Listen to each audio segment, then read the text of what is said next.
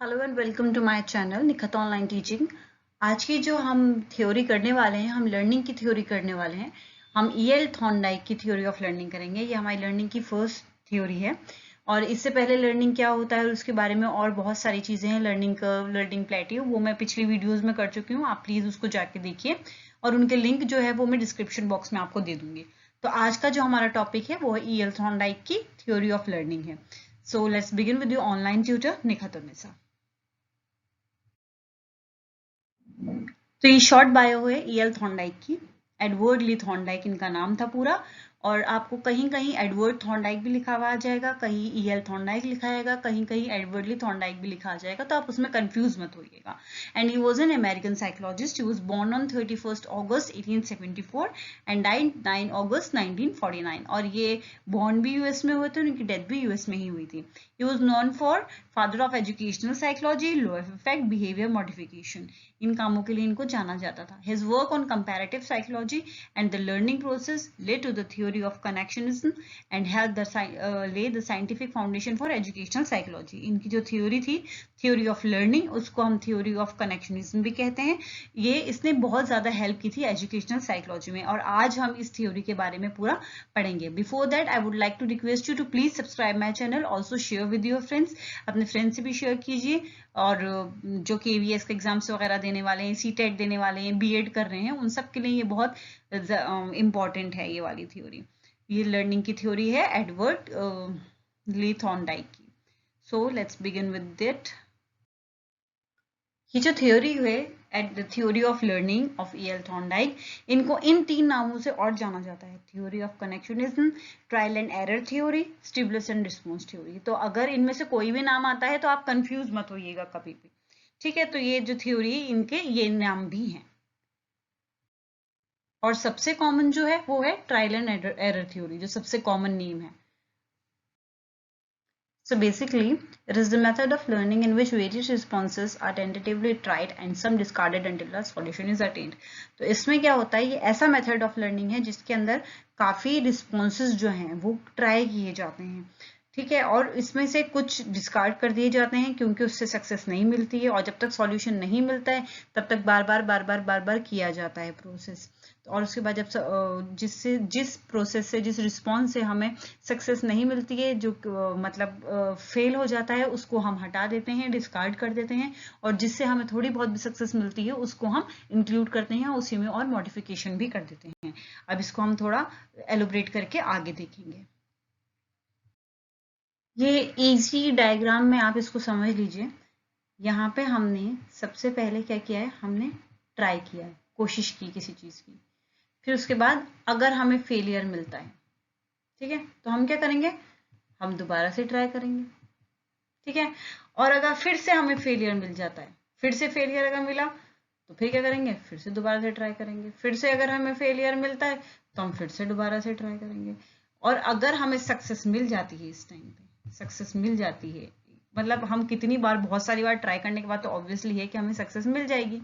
और जितनी बार भी हम ट्राई करेंगे, जितनी बार भी हम उसमें ट्राई करेंगे बीच बीच में, तो हम जो भी इससे हमें जिससे भी फायदा होगा, जिस स्टेप से फायदा होगा, उसको हम या तो मॉडिफाई करेंगे या तो हम इंक्लूड कर लेंगे अपने ट्राई करने में। और जिससे फायदा नहीं होगा या जो बेकार प्रोसेस होगा उसको हम हटा देंगे अपने उसमें से, हम दोबारा वो उस वैसे कोशिश नहीं करेंगे करने की, ठीक है। तो इसे वो जो मैंने आपको अभी पहले बताया था, जो रिटर्न में था, उसको ये मैंने आपको डायग्राम में बताया है। तो ट्राई करना, फेल करना, फिर से ट्राई करना, इसको बोलते हैं ट्रायल एंड एरर, ठीक है। हम ट्राई कर रहे हैं, फिर गलती हो गई, फिर सुधार रहे हैं, फिर गलती हो गई, फिर सुधार रहे हैं। तो काफी जो ट्रायल हैं उनके बाद हमें एंड में सक्सेस मिल ही जाती है। तो थॉर्नडाइक ने जो एग्जाम्पल दिया था जिससे हमें एक्सप्लेन की थी अपनी थ्योरी, तो हम उसको थोड़ा सा देख लेते हैं। The classic example of Thorndike's SR theory was a cat learning to escape from a puzzle box by pressing a lever inside the box. तो यहाँ पे जो ये आपका SR थ्योरी है, SR थ्योरी कौन सी थ्योरी है, मैंने आपको बताए थे कि ये जो थ्योरी है, theory of learning EL Thorndike की, इसके और भी नाम है। SR, स्टिमुलस रिस्पॉन्स, ठीक है, स्टिमुलस रिस्पॉन्स थ्योरी भी इसका नाम है। तो इसमें एक कैट जो है, कैट ने लर्न किया एक बॉक्स से निकलना। तो उसको उसने ट्रायल एंड एरर में कैसे किया, ये देखिए। आफ्टर, यहाँ पे आज भी आप नीचे, after much trial and error, उसके बाद उसने ये after much trial and error behavior the cat learns to associate pressing the lever that is stimulus with opening the door that is response. Stimulus क्या था उसका, उसने लीवर प्रेस किया और उसका रिस्पॉन्स उसे क्या मिला, लीवर प्रेस करते ही डोर जो है वो ओपन हो गया. तो इसने ये काफी ट्रायल एंड एरर से सीखा. ठीक है. The SR connection is established because it results in a satisfying state of affairs, escape from the box. तो SR का कैसे रिलेशन हुआ या कनेक्शन कैसे बैठा, उसको कैसे समझ में आया कि मैं ये लीवर दबाऊंगी और गेट खुल जाएगा. तो इससे इसने क्यों जल्दी से सीख लिया, इसलिए सीख लिया क्योंकि इसको सेटिस्फेक्शन मिली, क्योंकि इसकी जो है सक्सेस मिली. उसको कैसी सक्सेस मिली, जो बॉक्स था उससे बाहर निकलने की सक्सेस मिली, उसको सेटिस्फाइंग रिजल्ट मिला. तो स्टिमुलस और रिस्पॉन्स का कनेक्शन उसने बिठा लिया. The law of exercise specifies that the connection was established because the SR pairing occurred many times. क्योंकि एक बार दो बार उसने कोशिश की, एक बार दो बार तीन बार, तो किसी भी तरह से उससे नहीं हुआ. लेकिन जब वो लीवर प्रेस करती थी तब दरवाजा खुलता था. जरूरी नहीं है कि उसने एक ही बार में नोटिस कर लिया हो. एक बार दो बार तीन बार उसने कई बार कोशिश की होगी, मगर एक टाइम पे आके जब उसने कनेक्शन बिठा लिया कि कौन से स्टिमुलस से क्या रिस्पॉन्स आ रहा है, तो वो समझ गई कि जब मैं लीवर प्रेस करूंगी तब डोर ओपन हो जाएगा और मैं इस बॉक्स से बाहर निकल सकती हूँ. तो उसने स्टिमुलस और रिस्पॉन्स का कनेक्शन बना लिया and was rewarded as well as forming a single sequence. तो फिर उसके बाद उसने क्या किया, एंड में आके काफी बार ट्राई करने के बाद एंड में वो समझ गई. तो एंड में उसने फालतू चीजें ट्राई नहीं करी, डायरेक्टली लीवर जो है वो प्रेस कर दिया और डोर खुल गया. इसको हम थोड़ा सा इमेज में भी देख लेते हैं. हम यहाँ पे आप इमेज देख रहे हैं, ये बॉक्स है, ये पूरा बॉक्स है. ठीक है. ये डोर है, ये वाला, दिस इज द डोर, और ये इससे कनेक्टेड है. यहाँ से आपको ये देख रहे हो पूरा, ये इससे कनेक्ट हुआ हुआ है यहाँ से, और ये अंदर जा रहा है. अब जैसे ये इसको प्रेस करेगी, यहाँ से प्रेस करेगी, ये नीचे हो जाएगा. ये नीचे होने से ये खींचेगा आपका पूरा, और फिर यहाँ से खींच के ये आपका डोर यहाँ से ओपन हो जाएगा. तो कैट ने क्या किया, ये यहाँ पे पहले जो जाली लगी हुई है, यहाँ पे रॉड्स लगे हुए हैं, स्ट्रिंग्स जो लगे हुए हैं पूरा, ये इसमें से निकलने की कोशिश की इसने, कहीं से चारों तरफ से. ये यहाँ पे जो ये होल आपको दिख रहा है, यहाँ से निकलने की कोशिश की, यहाँ से थोड़ा सा निकलने की कोशिश की, बट वो कामयाब नहीं हो पाई. लेकिन जैसे ही इसने कोशिश करते करते करते एकदम लीवर को इसको एकदम प्रेस कर दिया और उससे डोर खुल गया, तो उसको एकदम कुछ लगा कि अच्छा डोर खुला, मतलब कुछ हुआ तो डोर खुला. फिर उसके बाद जब वो सेटिस्फाई हो गई अपने रिजल्ट से, उसको वापस जैसे बंद कर दिया गया, तो अंदर जाके वो फिर से कुछ ना कुछ ट्राई करेगी. तो इसी तरह से एक बार कई बार ट्राई करने के बाद एंड में वो समझ जाएगी कि भाई जब जब ये लीवर प्रेस करती हूँ तब तब ये डोर जो है ये खुल जाता है. तो एंड में वो सीख जाएगी, उसको समझ आ जाएगा. ठीक है. तो ये आपका ट्रायल एंड एरर है. उसने कई बार ट्राई किया, कई बार एरर हुए, कई बार ट्राई किया, कई बार एरर हुए, बट इन द एंड उसकी लर्निंग हो गई. ठीक है. This was the experiment by year Thorndike, जिससे उन्होंने ये पूरी थ्योरी बताने की कोशिश की. So there are three laws of trial and error theory: the law of readiness, the law of exercise, and the law of effect. अब हम इन तीनों लॉस के बारे में पढ़ते हैं. These are the laws of trial and error theory. आपके notes जो हैं वो पेन डाउन कर सकते हैं, जितने भी इसमें स्क्रीनशॉट्स ले लीजिए, पेन डाउन कर लीजिए. All these are very important for you. So first law है हमारा law of readiness. The law states that when a conduction unit is ready to conduct, for it to do is satisfying. When a conduction unit is not ready to conduct, for it to conduct is annoying. When a conduction unit is ready to conduct, then not to conduct is also annoying. तो basically इसमें ये बताया जा रहा है कि जो conduction unit है आपका, जिसपे आप कंडक्ट कर रहे हो कोई भी एक्सपेरिमेंट, अगर वो तैयार है कंडक्शन के लिए, तो वो उसका रिजल्ट जो है वो सेटिस्फाइंग रहेगा. लेकिन अगर वो रेडी नहीं है तो एनोइंग रहेगा उसके लिए कंडक्शन करना. ठीक है. और लेकिन अगर आपका कंडक्शन यूनिट रेडी हो और फिर कंडक्ट नहीं कर पा रहा हो तो भी एनोइंग रहेगा.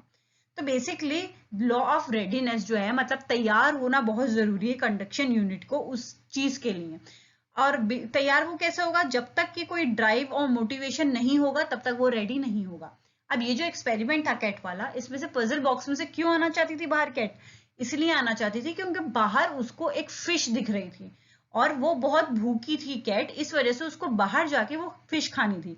लेकिन अगर फिश नहीं होती या तो फिर वो भूखी नहीं होती तो ये सब करने की कोशिश भी नहीं करती.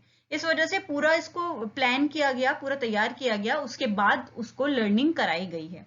तो यहाँ पे ड्राइव क्या थी उसकी? ड्राइव थी हंगर, हंगर उसकी ड्राइव थी और उसकी नीड थी। और उसको मोटिवेशन क्या, मोटिवेशन किस चीज से मिल रही थी? उसको फूड से मिल रही थी जो बाहर उसके लिए रखा हुआ था, कि मैं जिस तरह अगर किसी भी तरह से इस बॉक्स से बाहर आती हूँ तो मुझे क्या मिलेगा, क्या रिवॉर्ड मिलेगा? रिवॉर्ड मुझे वो फिश मिलेगी।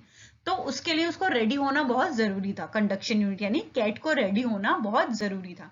तो इसी तरह से जो आप ये लॉ लगाते हो, तो कोई भी हो जिसको आप सिखा रहे हो, उसका रेडी होना, प्रिपेयर्ड होना बहुत जरूरी है। उसके लिए ड्राइव भी नेसेसरी और मोटिवेशन भी नेसेसरी है, रिवॉर्ड वगैरह जो भी मोटिवेशन आप उसको देते हो वो भी बहुत जरूरी है। सेकेंड है आपका law of exercise. Connections become strengthened with practice and weekend when practice is discontinued. तो जब आप प्रैक्टिस करते रहते हो तो कनेक्शन बनता रहता है, आपके और आपकी सक्सेस के बीच में कनेक्शन बनता रहता है। जो स्ट्रीमलेस रिस्पॉन्स हो रहा है, आपका ट्रायल एंड एरर हो रहा है, तो आपको धीरे धीरे सक्सेस मिलती रहती है।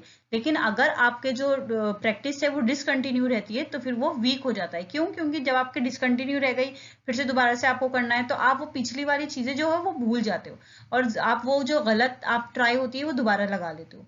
ठीक है, तो इस वजह से आपका जो है वीक हो जाता है उसका connection. A sequence of law of effect was that responses that reduce the likelihood of achieving the rewarding that is punishment failures will decrease in strength. तो आपका जब कनेक्शन बन जाता है सिचुएशन में, तो क्या होता है, आपका स्ट्रेंथ बन जाता है कनेक्शन के बीच में। लेकिन अगर आप कनेक्शन नहीं बना पाते हो सिचुएशन में, तो क्या हो जाता है, डिक्रीज हो जाती है स्ट्रेंथ। ठीक है, सो एक्सरसाइज मतलब जितनी आप प्रैक्टिस करोगे उतना ही आपका जो कनेक्शन है वो स्ट्रेंथन हो जाएगा स्टिमुलस और रिस्पॉन्स के बीच में। और अगर डिसकंटिन्यू कर दिया आपने, तो जो आपके पुराने गलत एरर्स हैं उसको आप हो सकता है कि दोबारा अप्लाई कर दो, क्योंकि वो आपके प्रैक्टिस में नहीं था, आपने डिसकंटिन्यू कर दिया था। तो इससे आपका जो है कनेक्शन वो वीक हो जाता है। And the last one that we have is law of effect. Responses to a situation which are followed by a rewarding state of affairs will be strengthened and become habitual responses to that situation. तो जो responses होंगे एक situation में जिसमें हमें reward मिल जाता है, जिसमें हमें success मिल जाती है, तो वो हमारे strengthen हो जाएंगे। ठीक है, और ये हमारे हैबिचुअल रिस्पॉन्सेज बन जाएंगे। मतलब उसी तरह की अगर सिमिलर सिचुएशन आती है, तो जिस रिस्पॉन्स से हमें रिवॉर्ड मिला था, सक्सेस मिली थी, तो वही हम दोबारा अप्लाई कर देंगे। अगर वो भी काम नहीं किया तो उसमें थोड़ी बहुत मॉडिफिकेशन की जरूरत होगी, उसको हम डाल देंगे और हमें सक्सेस मिल जाएगी सिमिलर सिचुएशन में। तो जो हमने रिस्पॉन्सेज दिए थे वो हमारे स्ट्रेंथेंड होते गए। क्यों? क्योंकि हमने बार बार अप्लाई किया है, ट्राई किया है, तो वो हमारे स्ट्रेंथेंड हो गए और हमारे हैबिचुअल रिस्पॉन्सेज बन गए हैं। तो सिमिलर सिचुएशन में हम वैसे ही एनेक्ट करेंगे, वैसे ही हमारे रिस्पॉन्सेज आएंगे। So this was it. हम फीचर्स देख लेते हैं। Features of trial and error theory. Learning by trial and error is a gradual process. For learning to occur, learner must be definitely motivated. Random and variable responses are made. Some responses are annoying while some are satisfying. By regular trial, annoying responses will be eliminated and satisfying responses will be strengthened and repeated. Time taken to perform the task decreases with successive trials. ठीक है, तो learning जो होती है trial and error से, वो gradual process होती है, यानी धीरे धीरे उसे सीखा जाता है, लर्निंग की जाती है। और लर्निंग के लिए लर्नर को मोटिवेट करना बहुत ज़रूरी है। और रैंडम और वेरिएबल अलग अलग रिस्पॉन्सेज जो है वो करे जाते हैं, एकदम से हमारा रिजल्ट नहीं आता है, उसमें अलग अलग कोशिशें की जाती हैं। और सम रिस्पॉन्स जो होते हैं वो अनोइंग होते हैं और कुछ जो है वो सेटिस्फाइंग होते हैं, जिससे हमें सेटिस्फेक्शन मिलती है, जिससे हमें अचीवमेंट मिलती है, वो सेटिस्फाइंग होते हैं।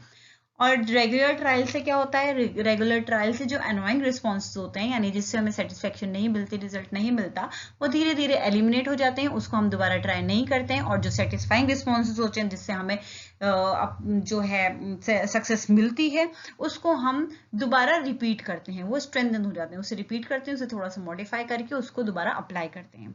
और टाइम जो होता है वो टाइम कम होता जाता है सक्सेसिव ट्रायल्स में। मतलब जब हमने फर्स्ट टाइम ट्राई किया था तो हमें बहुत टाइम लगा था, सेकंड टाइम किया था थोड़ा कम टाइम लगा।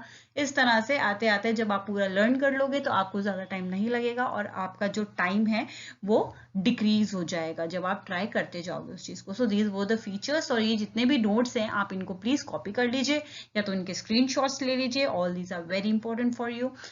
That was it for today. और जो इसकी और थ्योरीज हैं, लर्निंग की दूसरी थ्योरीज हैं पैवलॉव वगैरह की, वो भी मैं आपको जल्दी उसकी वीडियो बनाऊंगी उसके लिए। तो आप प्लीज़ मेरा चैनल सब्सक्राइब कर लीजिए and also press bell icon और शेयर कीजिए अपने फ्रेंड्स से, उनको भी बोलिए कि वो भी जो है मेरा चैनल सब्सक्राइब करें।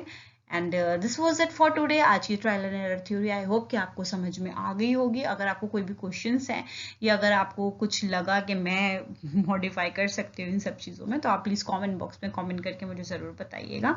And one more thing I have to tell you कि मेरा एक और चैनल है दैट इज़ इंग्लिश बेसिक्स, और उसका लिंक जो है वो मैं आपको अभी दे देती हूँ, आपकी स्क्रीन पे आ जाएगा। आप जाके उसकी भी वीडियोस देखिए। अगर आपको लगता है कि वो आपके लिए बेनिफिशियल है तो प्लीज़ उस चैनल को भी सब्सक्राइब कीजिए, सब्सक्राइब जरूर कीजिए। So thank you for watching the video and goodbye, take care.